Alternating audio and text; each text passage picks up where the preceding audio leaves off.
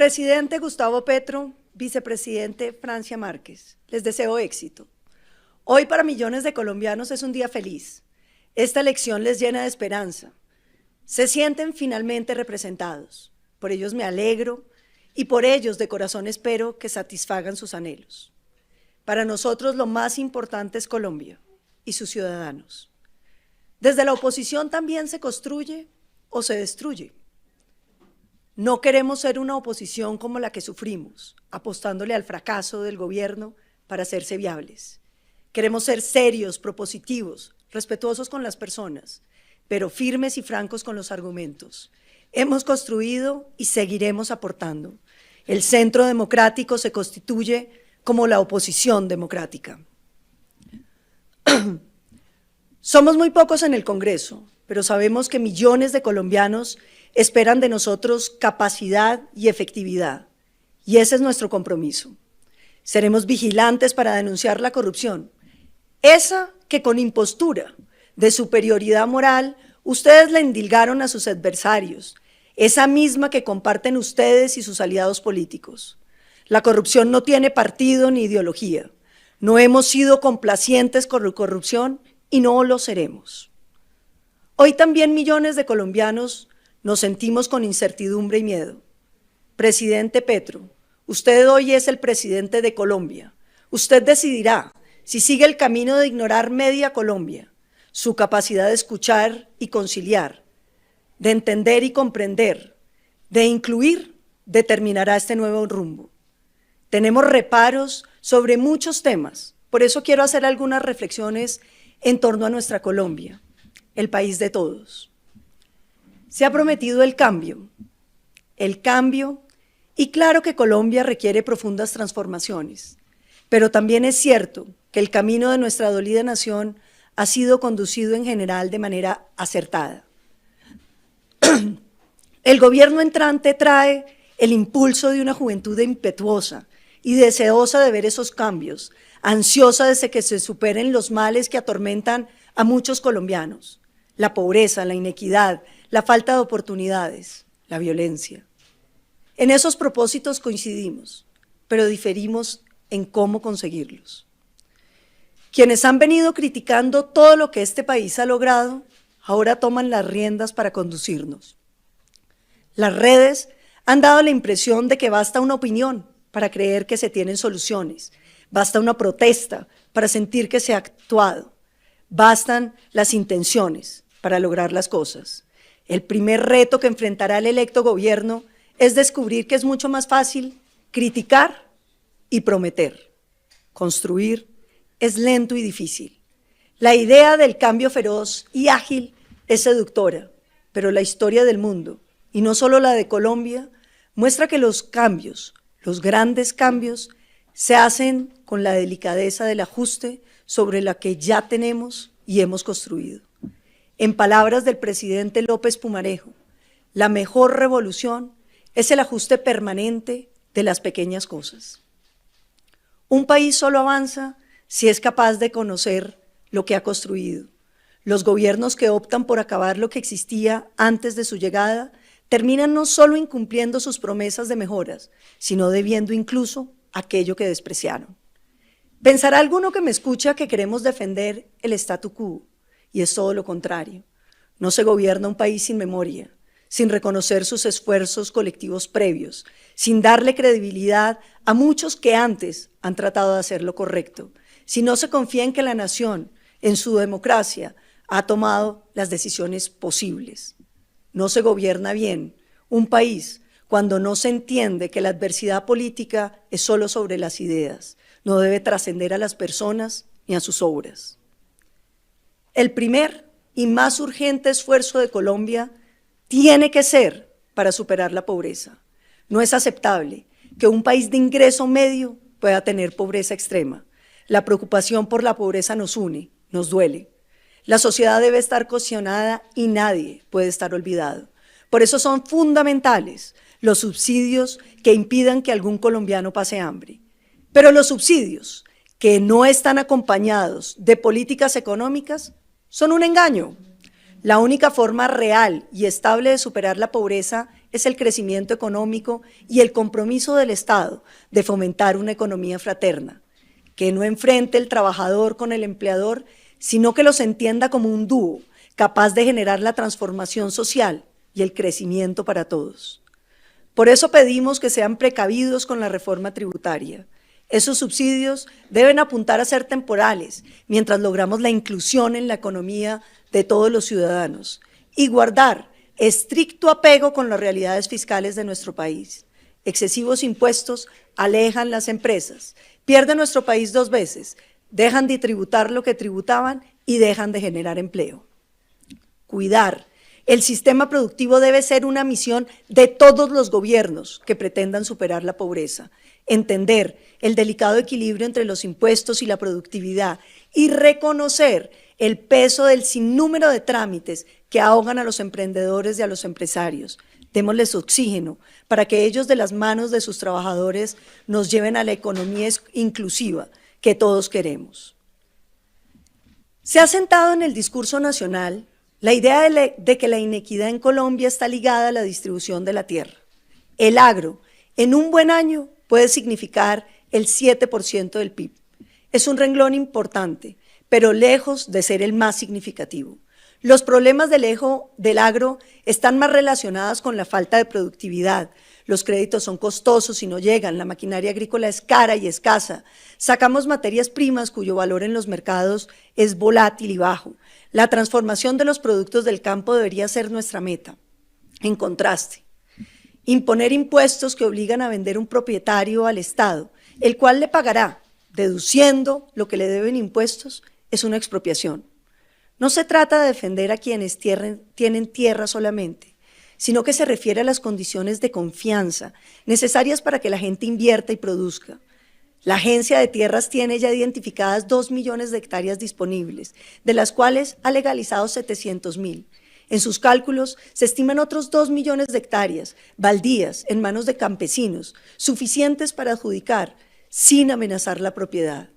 El campo colombiano está lleno de oportunidades. En vez de transformarlo en una batalla entre propietarios y poseedores y campesinos sin tierra, se puede hacer una gran alianza que traiga más progreso en medio de la confianza que podemos construir.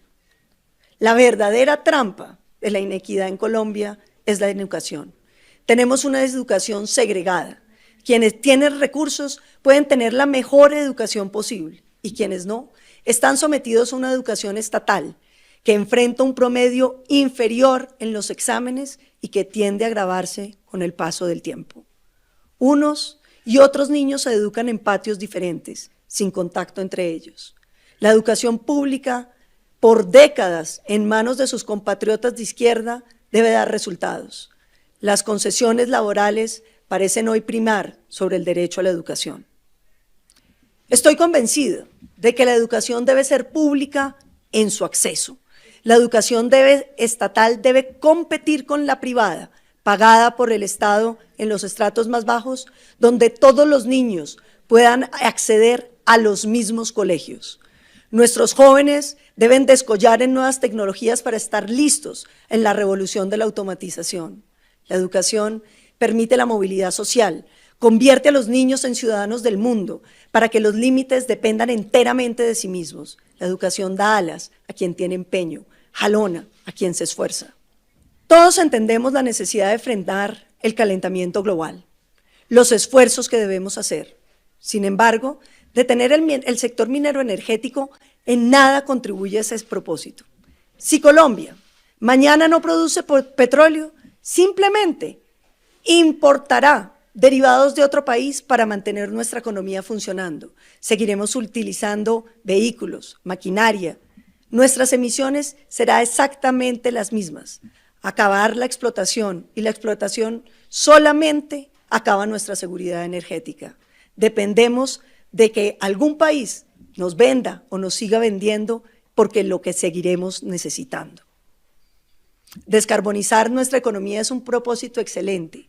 Sin embargo, movernos a una economía más compleja no se consigue desarrollando otros sectores con tal éxito que hagan innecesarios e insignificantes el petróleo, no prohibiéndolo. Perder también la soberanía del gas sería un error. Suspender la posibilidad de extraer nuestro gas no es ayudarle al medio ambiente.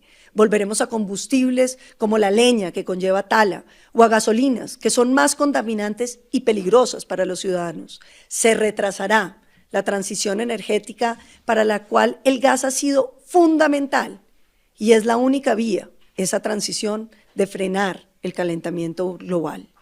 Debemos mirar la Amazonía y las selvas del Pacífico y concentrarnos en que con las comunidades que las habitan podamos resguardarlas, como se hizo con las familias guardabosques. Nuestro sistema de salud ha sido considerado por muchos estudios como uno de los mejores del mundo. Hacemos 330 millones de consultas al año. Tenemos una cobertura casi total. Sin importar si se tienen ingresos o no, las enfermedades costosas son atendidas para todos los ciudadanos. No se trata de un sistema privado, sino de un sistema donde la interacción de lo público y lo privado funciona bien. Las cosas que no marchan bien de nuestro sistema no pueden ser una justificación para ponerlo en riesgo con reformas radicales. El sistema, todo el sistema, incluyendo las EPS, debe ser comprendido, valorado y protegido. Llevamos varias décadas construyéndolo. Se trata de hacer ajustes, mejores cuentas, agilidad en los pagos, mejores salarios para los médicos, más especialistas, combatir la corrupción que roba, que burocratiza, que liquida robando. Para aumentar la salud preventiva no necesitamos desmontar el sistema. Podemos, por ejemplo, complementarlo con los recursos que hoy tienen a disposición las ARLs. Los sueños de un nuevo seguro social estatal son una pesadilla para quienes lo vivieron. Frente a los nuevos procesos de negociación que ha planteado este gobierno, ojalá este gobierno, presidente Petro, acabe con esa idea estigmatizante de que hay colombianos y de que ha habido gobiernos que no han querido la paz. Partamos de lo real. Todos los colombianos queremos la paz, excepto aquellos que con sus armas generan violencia. Todos queremos la paz, pero estamos en desacuerdo sobre cuál es el camino para conseguirlo. Negociar con los violentos no es una fórmula de este gobierno, todo lo contrario. Ha sido una receta tradicional de muchos gobiernos en Colombia y no funciona. Lo que hoy tenemos en Colombia es una costumbre. Los grandes criminales tienen posibilidad de negociación con los gobiernos que les garantizan impunidad y que si son de izquierda se les da representación política. El narcotráfico y las otras economías ilegales continúan. La delincuencia se reemplaza por otra que toma el control del negocio y que termina generando la misma violencia. Lo vivimos con las desmovilizaciones de los años 80, lo vivimos nuevamente en los acuerdos de La Habana. Solo las sanciones dan el mensaje del que el crimen no es un camino aceptable. La justicia, además, facilita el perdón. La impunidad y el premio a la criminalidad solo la fomentan. La ruta de la justicia podría conquistar la anhelada paz para Colombia. Frente al narcotráfico, el país no admite más indecisión ni paños de agua tibia. Hay dos caminos: el camino de la legalización y la regularización de la cocaína. Pero atención, este no depende solo de nosotros. No parece viable ni que los Estados Unidos ni la Unión Europea legalicen la cocaína, por lo menos en el corto plazo. Y mientras ese sea el caso, debemos combatirlo frontalmente. Vale la pena, eso sí, presentar ante los países consumidores cuentas claras sobre la sangre derramada y el costo financiero y exigirles que enfrenten el consumo en sus territorios. Finalmente, la diferencia más honda, la más sensible con el nuevo gobierno es nuestra comprensión de lo que ha vivido Colombia. Pretenden imponer una verdad sobre el llamado conflicto armado, donde según la Comisión de la Verdad, la violencia en Colombia tiene tres responsables: el paramilitarismo, la guerrilla y el Estado. En la Colombia que a mí me tocó vivir, con mis ojos pude ver cómo el narcotráfico lleno de recursos alentó violencias paramilitares, guerrilleras, delincuentes comunes. Con esos gigantescos recursos amenazaron nuestras instituciones y fue el valor y el amor por Colombia de las Fuerzas Armadas con lo que logramos disuadirlos de su propósito de conquistar el poder por la violencia. La seguridad es un valor democrático sin el cual todos los demás derechos se desvanecen. La seguridad es un deber del Estado. El Estado está en la obligación de garantizarle la seguridad a cada colombiano. Sin ella, las violencias proliferan y se deslegitima el Estado. Los policías y soldados de nuestra Colombia han estado enmarcados por el respeto a la Constitución. Los crímenes atroces cometidos por algunos miembros de nuestras fuerzas merecen todo el reproche y señalamiento, además de la judicialización ejemplar de los responsables.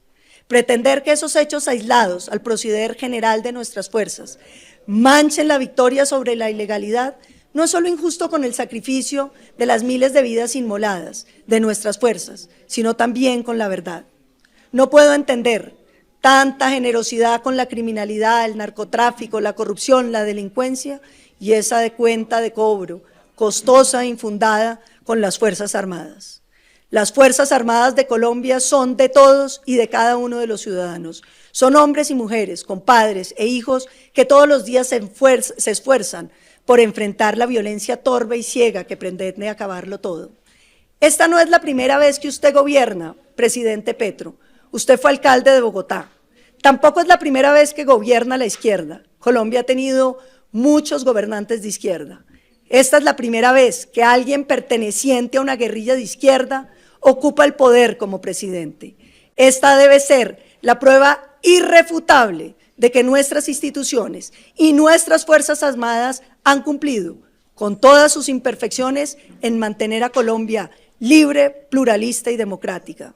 Presidente Petro, esta democracia, esa que usted desafió un día, nuestra democracia es la que hoy le permite ser presidente de Colombia. Su compromiso debe ser defenderla al lado de nuestras instituciones y nuestras fuerzas y seguir conservándola para que otros después puedan ser elegidos por la sola voluntad del pueblo. Este barco amplio y diverso, este barco donde vamos los de izquierda, los de derecha, los de centro, este barco en el que vamos todos ha surcado océanos de dificultades que no cesarán. El timón bajo su mano nos conduce, ojalá lo haga, reconociendo las victorias de la institucionalidad que usted hoy encarna, comprometido con la democracia que lo eligió, pero sobre todo, esperamos que su mirada esté puesta en el horizonte, donde a lo lejos el sol brilla, sin sombras, sin trampas, sin fanatismo. Mire cómo el sol brilla y alumbra el destino de todos los colombianos.